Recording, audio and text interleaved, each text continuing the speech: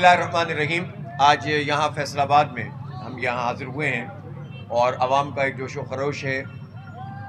ویسے تو بظاہر کو یہ سمجھ سکتا ہے کہ یہ کیا چیز ہے کہ عوامی ریفرنڈم ہو رہا ہے اور کس بات پہ ہو رہا ہے، کس قانون پہ ہو رہا ہے، لیکن جیسے ہی لوگوں کو تفصیل پتہ چلتی ہے کہ ایک بلدیاتی قانون انہوں نے پاس کیا ہے اس اسمبلی نے کہ جو فارم 47 کی پیداوار ہے پنجاب اسمبلی، اور یہ 2024 کا جو 8 فروری تھا، اس میں ایک بہت بڑی کاریگری کے ذریعے سے یہ وجود میں آئے تھے۔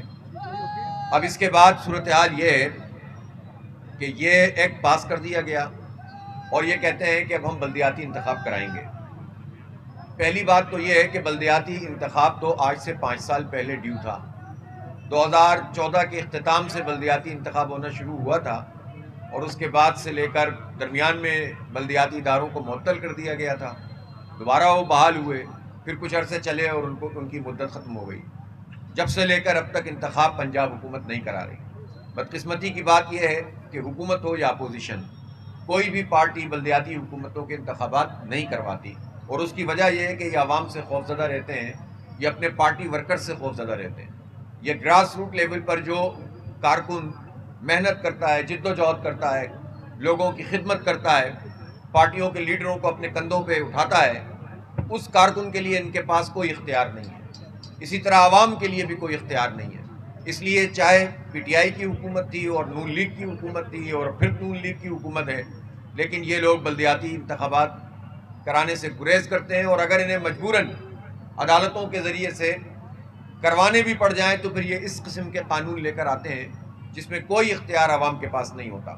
اب اسی قانون کو لے لیجئے، یہ فیصل آباد شہر ہے، یہ پاکستان کا ایک بڑا صنعتی شہر ہے، یہ آبادی کے لحاظ سے تیسرے نمبر پر یہ فیصل آباد آتا ہے، اور سب لوگ جانتے ہیں کہ اس شہر کی اہمیت کیا ہے۔ یہ ایک میٹروپولیٹن کارپوریشن ہونی چاہیے، اس کا ایک میئر ہونا چاہیے، وہ با اختیار ہونا چاہیے، پولیس اس کے ماتحت ہونی چاہیے، تعلیم اس کے ماتحت ہونی چاہیے، صحت کے ادارے اس کے ماتحت ہونے چاہیے، انفراسٹرکچر، پانی، کچرا، ہارٹیکلچر، یعنی یہ جتنا بھی جو ہے باغات، یہ سارے محکمے ان کے ماتحت ہونے چاہیے۔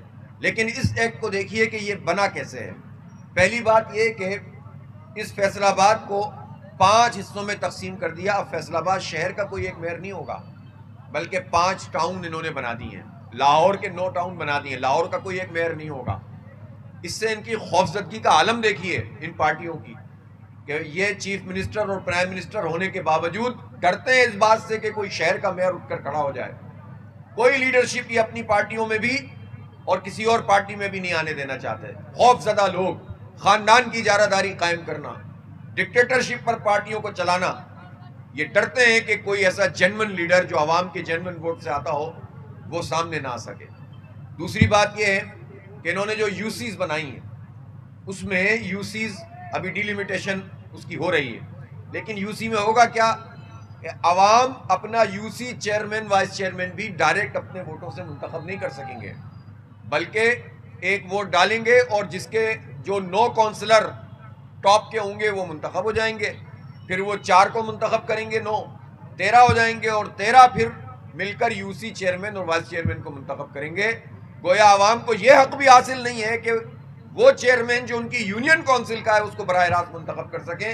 یہ جمہوریت دشمنی ہے، یہ عوام دشمنی ہے، یہ پنجاب دشمنی ہے۔ اسی طرح تیسری بات کیا ہے؟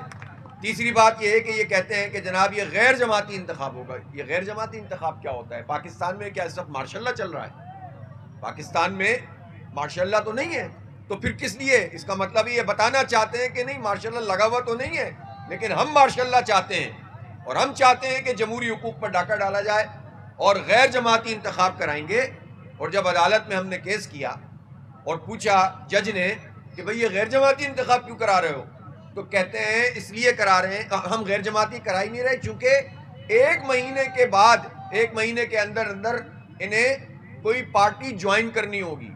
تو اس کا کیا مطلب ہے؟ نام بھی لکھ دیتے کون سی پارٹی کو جوائن کروانا چاہتے ہیں۔ تو یہ جو فراڈ ہے، اور جس طرح یہ انسانوں کی منڈی لگاتے ہیں سینٹ میں، قومی اسمبلی میں، صوبائی اسمبلی میں، خرید و فروخت کرتے ہیں، تذلیل کرتے ہیں جمہوریت کی، اسی طرح یہ چاہتے ہیں کہ یہ منڈی पंजाब के हजारों यूनियन काउंसिल में लगे और लाखों लोग इस खरीदो फरोख्त का शिकार हो, या तो आप खरीदेंगे या दबाव डालेंगे, और इस तरह आप एक फाशिस्ट तंजीम और फाशिस्ट हुकूमत की तरह इस पूरे बल्दियाती निज़ाम पर कब्जा करने की कोशिश करना चाहते हैं।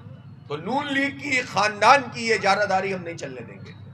मियां नवाज शरीफ साहब जो वोट को इज्जत देने की बात करते थे, पहली इज्जत तो उन्होंने 70,000 इजाफी वोट अपनी सीट पर डलवा के दे दी, फिर अपनी साहबजादी को जाली तरीके से फॉर्म 47 पर जितवा के दे दिया, फिर भाई को जाली तरीके से जितवा कर वजीर आजम बनवा कर दे दी, और फिर अब ये इज्जत देना चाहते हैं कि ये ग्रास रूट लेवल पर भी लोगों को ये हक नहीं देते कि अवाम बराह रास्त उन्हें मुंतखब करें।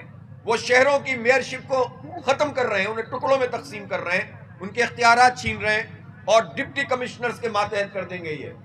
और डिप्टी कमिश्नर्स के मातहत करने का मतलब ये है कि वो नौकरशाही जो 78 साल से पाकिस्तान को तबाह कर रही है, अगर ये कुछ कर रहे होते तो पाकिस्तान तालीम में भी आगे होता, ये PIA को बेचना ना पड़ता, ये इदारों की लूट सेल न लगती, ये इस तरह से जो है वो IPPs को 2000 अरब रुपए जो पैसे हम, जो बिजली हम खरीदते नहीं है, जो बिजली हम इस्तेमाल नहीं करते, जो बनती नहीं है, उसके पैसे दिए हैं। और भी सेनेट कमेटी में ये बात आई है, मांडवीवाला साहब ने कहा है कि 2200 अरब रुपए इस साल IPPs माफिया को उस बिजली के दिए गए हैं जो बिजली बनी ही नहीं है, कैपेसिटी चार्जेस के नाम पर, और ये हम अपने बिलों में लगा कर देते हैं।